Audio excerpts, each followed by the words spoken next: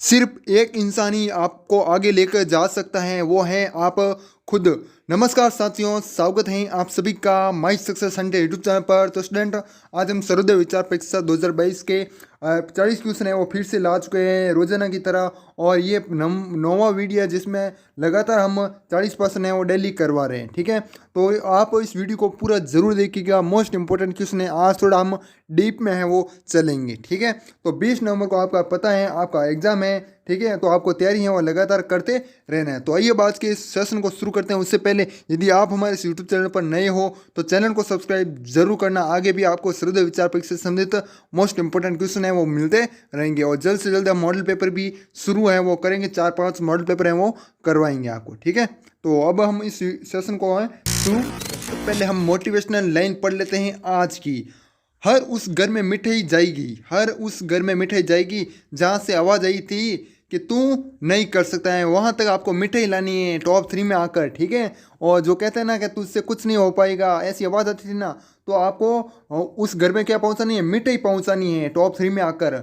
और तो अब हम इसी मोटिवेशनल के साथ आज की सेशन को शुरू करते। तो स्टूडेंट, आज का हमारा पहला क्वेश्चन है 124 नंबर क्वेश्चन। इससे पहले जो बाकी क्वेश्चन थे वो अलग अलग पार्टों में हो चुके थे।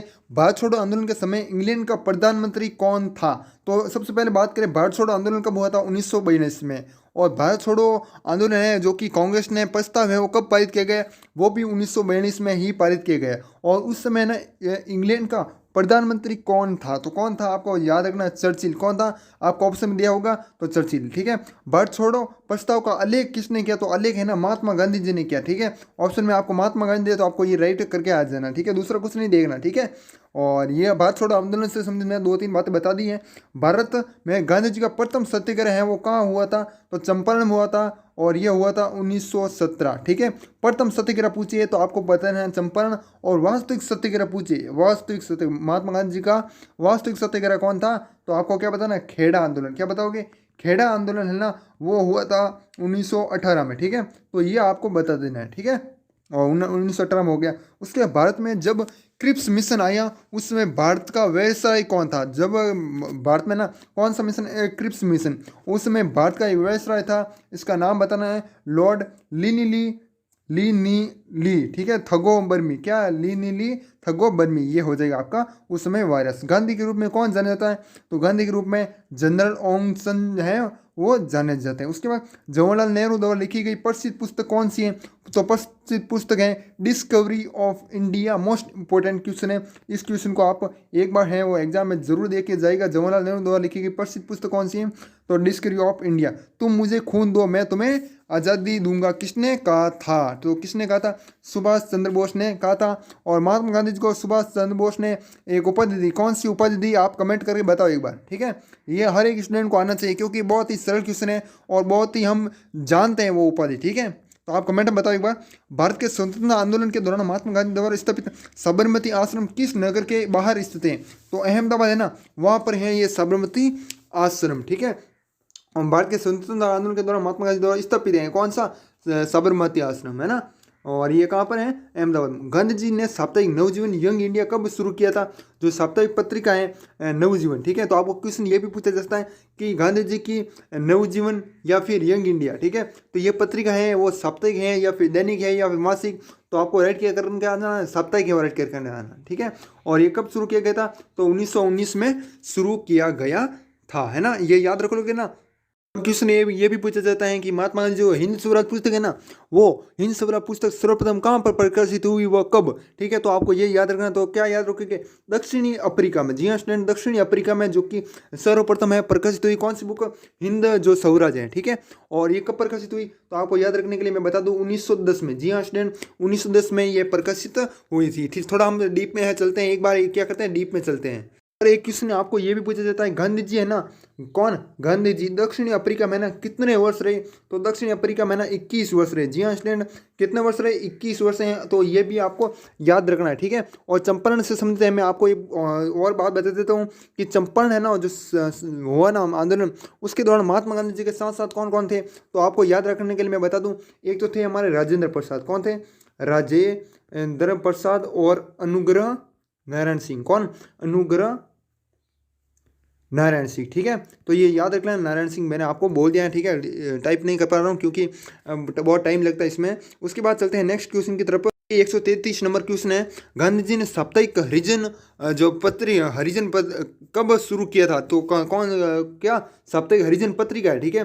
क्या है ये पत्रिका, कब शुरू किया? तो 1933 में वो शुरू किया था, याद रख जाएगा। और हरिजन एक और भी है, वो 1932 में हरिजन संघ की स्थापना की, 1932 में, याद रखना है ना।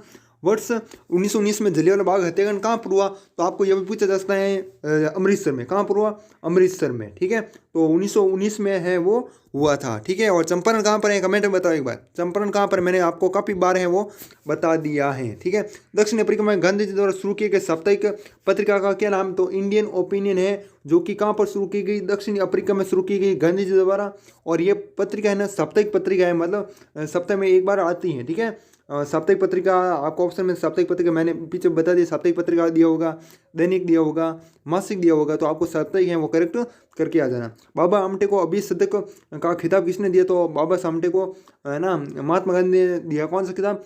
अभी सदक। तो आपको ये क्वेश्चन पूछा जा सकता है, महात्मा गांधी ने बाबा आमटे को कौन सा खिताब है वो दिया? तो आपको याद रखना है अभी सदक। क्या याद रखोगे? अभी सदक, है ना, याद रखिएगा। भारतीय स्वतंत्रता संग्राम में किस अवधि को गांधी युग के रूप में जाना जाता है?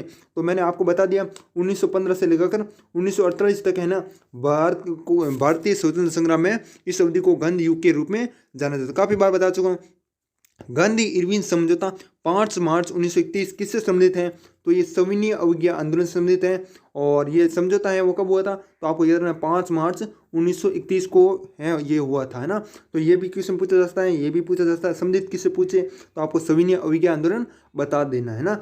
गांधी जी की आत्मकथा प्रथम बार कब प्रकाशित हुई? महात्मा गांधी जी की जो आत्मकथा है वो 1927 में है प्रकाशित हुई। और मैंने जो ऊपर एक क्वेश्चन बताया जो कि हिंद स्वराज से संबंधित है, वो अलग हैं और ये अलग हैं, ठीक है। आत्मकथाएं, ठीक है, ये तो आत्मकथा है, वो हिंद स्वराज पुस्तक है, ठीक है। गांधी जी ने पोस्ट डेटेड चेक किसे कहा? तो पोस्ट डेटेड चेक है क्रिप्स मिशन है, जो कि 1942 में आया था, उसको कहा क्या? Post dated cheque. Cripps mission से ऊपर मैंने आपको सवाल बताया भी था, और ये 1942 में आया था। वर्धा आश्रम कहाँ स्थित है? तो वर्धा आश्रम आपको याद रखने के लिए मैं बता दूं, ये है ना आपका महाराष्ट्र में हुआ है। कहाँ पे? महाराष्ट्र में है वर्धा आश्रम, याद रख लोगे ना। उसके बाद चलते हैं, सभी तीनों गोलमेज सम्मेलन में भाग किसने लिया था? तो आपको पता है BR अम्बेडकर ने तीनों गोलमेज सम्मेलन में भाग लिया था। और स्टूडेंट महात्मा गांधी जी ने द्वितीय गोलमेज जो सेकेंड गोलमेज सम्मेलन हुआ था उसमें भाग लिया था हमारे महात्मा गांधी जी ने, ठीक है। और ये हुआ कब? तो आपको याद रखने के लिए बता दूं 1931 में हुआ था, और लंदन में, ठीक है। और उसके बाद बात करें कि फर्स्ट कब हुआ था, तो फर्स्ट आपको बता दूं 1930 में है हुआ था, ठीक है। 1930 में फर्स्ट गोलमेज सम्मेलन हुआ था, मतलब गोलमेज सम्मेलन द्वितीय हुआ था 1931 में, और तृतीय हुआ था 1932 में, ठीक है। और ये लंदन में हुआ था 1931 वाला, और महात्मा गांधी जी ने द्वितीय गोलमेज सम्मेलन में भाग लिया। और तीनों गोलमेज सम्मेलन में आपको मैंने बता दिया BR अम्बेडकर ने ये तीनों गोलमेज सम्मेलन में भाग लिया। उसके बाद सविनय अवज्ञा आंदोलन 1930 की प्रकाष्ठा में गांधी जी ने किसके साथ समझौते पर हस्ताक्षर किए? तो सविनय अवज्ञा आंदोलन कब हुआ था? तो आपको याद रखना 1930 में हुआ था। और चंपारण भी मैंने आपको बता दिया 1917 में हुआ था। और खेड़ा आंदोलन वो भी 1918 में हुआ था। और जलियांवाला बाग हत्याकांड 1919 में हुआ। भारत छोड़ो आंदोलन 1942 में हुआ था। और एक मैंने ये बताया सविनय अवज्ञा आंदोलन वो भी 1930 में हुआ, ठीक है। तो 5-7 आंदोलन है वो आपको याद रखना है। उसके बाद गांधी जी ने किसके साथ समझौते पर हस्ताक्षर किए, और कौन सा आंदोलन में? सविनय अवज्ञा आंदोलन 1930 में, और लॉर्ड इरविन के समझौते पर हस्ताक्षर किए। उसके बाद मुस्लिम लीग ने एक पृथक राष्ट्र का संकल्प पाकिस्तान प्रस्ताव है वो कब स्वीकार किया? तो मुस्लिम लीग ने एक पृथक राष्ट्र का संकल्प है वो पाकिस्तान प्रस्ताव 1940 में स्वीकार किया था। सब कुछ मुझे लगता है जहाँ तक उसे सबको समझ में आ रहा होगा। उसके बाद नेक्स्ट क्वेश्चन है, मेरी पीठ पर किया जाने वाला प्रहार ब्रिटिश साम्राज्य के ताबूत में एक कील सिद्ध होगी, यह किसने कहा था? तो लाला लाजपत राय ने कहा था। क्या कहा था? तो ये पूरा कथन आपको याद कर लेना है, रट लेना इस क्वेश्चन को, ठीक है। रोलेट एक्ट का लक्ष्य था, ठीक है। तो आपको पता है रोलेट एक्ट जो कि उसकी कानून काला कानून है, कहा था महात्मा गांधी जी ने इसको, रोलेट एक्ट को। रोलेट एक्ट का लक्ष्य क्या था? लक्ष्य बिना मुकदमा चले बंदी बनाना, एक तो बिना मुकदमा चले बंदी बनाना, और मुकदमों की सुनवाई संक्षिप्त प्रक्रिया, मतलब बहुत ही छोटे प्रक्रिया है वो होती इसमें मुकदमों में, ठीक है। और मुकदमा है जो कि आपको बिना मुकदमा चलाना और बंदी बनाना ना किसी को, ठीक है। रोलेट एक्ट किस लिए पारित किया गया था? तो राष्ट्रवादी क्रांतिकारी क्रियाकलापों गतिविधियों में कमी लाने के लिए, ठीक है। तो ये रोलेट एक्ट जो कि मतलब कोई भी क्रांतिकारी राष्ट्रवादी क्रियाकलाप होते थे ना, क्रांतिकारी जो भी करते, ठीक है, जो गतिविधियां होती थी उसमें कमी ला रहे थे, ठीक है। तो इससे हमारे देश को तो नुकसान हो रहा है ना, क्योंकि हम आज़ाद नहीं हो रहे थे। तो उस कारण है ये विरोध किया गया था, महात्मा गांधी जी ने भी किया था, आपको पता है, ठीक है। उसके बाद नेक्स्ट क्वेश्चन है, वर्ष 1919 में पंजाब में हुए क्रूर अत्याचारों के विरोध स्वरूप ब्रिटिश सरकार से प्राप्त सर की उपाधि किसने लौटा दी? तो रविंद्रनाथ टैगोर ने लौटा दी। कब लौटा दी? तो आपको याद रखना 1919 में। और क्या कारण है पूरा? पंजाब में हुए क्रूर अत्याचारों के विरोध स्वरूप ब्रिटिश सरकार से प्राप्त है वो, ठीक है, कौन सी? सर की उपाधि, है ना। ये लौटा दी ये रविंद्रनाथ टैगोर ने ना।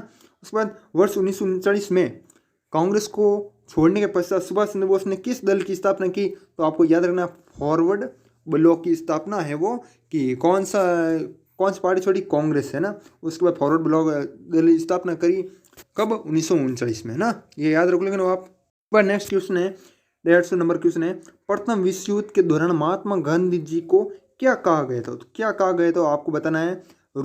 रिक्रूटिंग सार्जेंट, है ना, ये नाम याद रख लेना। उसके बाद महात्मा गांधी को सर्वप्रथम किसने राष्ट्रपति कहकर संबोधित किया था?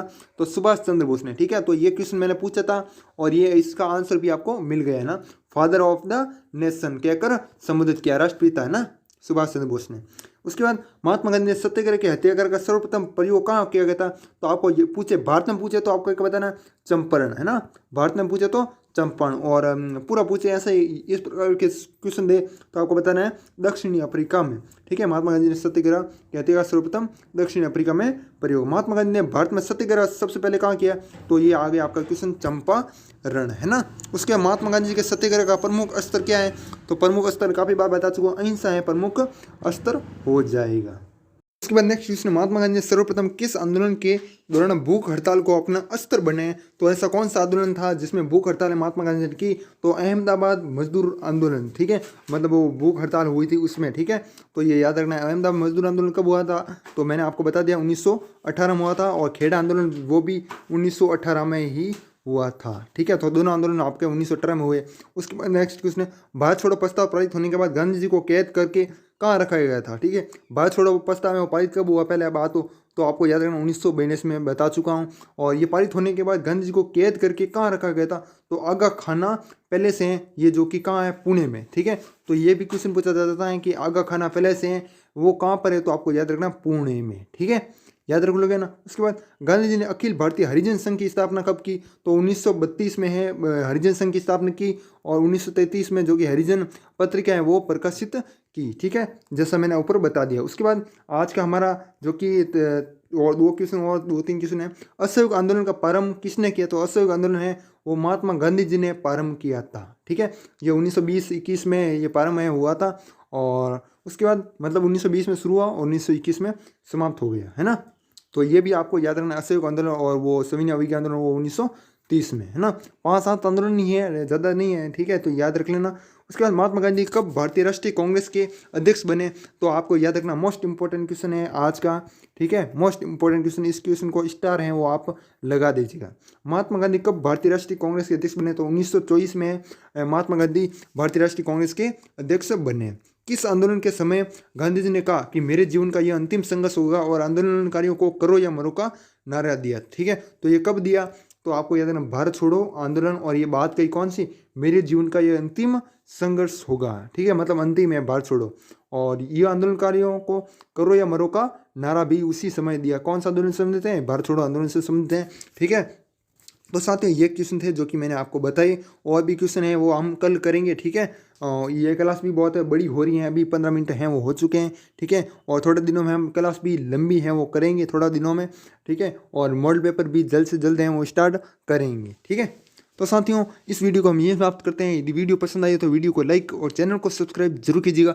इसी तरह आपको आगे भी सर्वोदय विचार परीक्षा से संबंधित मोस्ट इंपॉर्टेंट क्वेश्चन है वो मिलते रहेंगे। यदि आपका कोई सजेशन है, आप कुछ हमें कहना चाहते हो तो कमेंट में बता दीजिएगा। ठीक है, आज थोड़ा गला खराब है इसलिए आवाज़ ठीक से नहीं आ रही होगी। ठीक है तो साथियों इस वीडियो को मैं ये समाप्त करते तब तक के लिए जय हिंद, जय भारत, वंदे मातरम।